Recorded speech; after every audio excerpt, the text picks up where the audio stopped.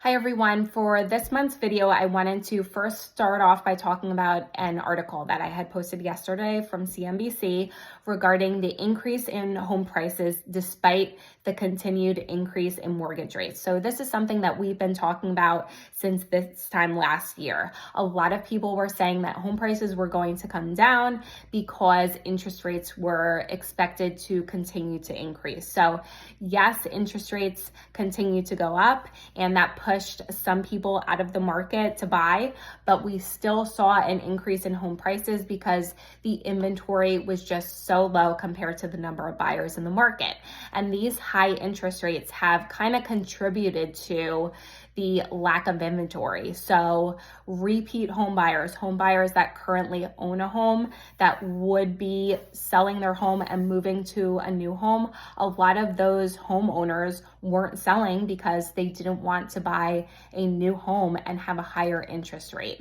So everybody's situation is different, but if you're a home buyer that is specifically not buying because you are waiting for interest rates to go down, or you're waiting for home prices to go down within the next year or so, that's just not the right move.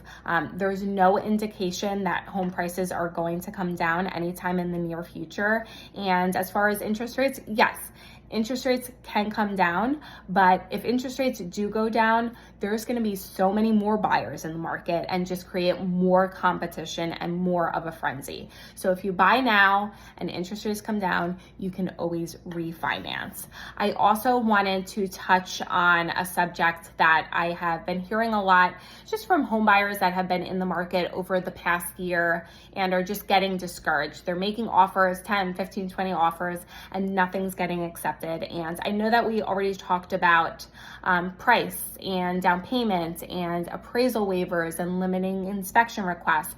But I think something that's very powerful that people forget about is getting a pre-approval as opposed to just a pre-qualification, and having your lender run your file through underwriting, and you could get an actual mortgage commitment that's subject to a signed sales contract and appraisal and clear title, and just it's a much stronger buyer than just a buyer that simply has a pre-qualification. And especially if you want to use to your advantage a quick closing, some people this time of year are still trying to close before the end of the year.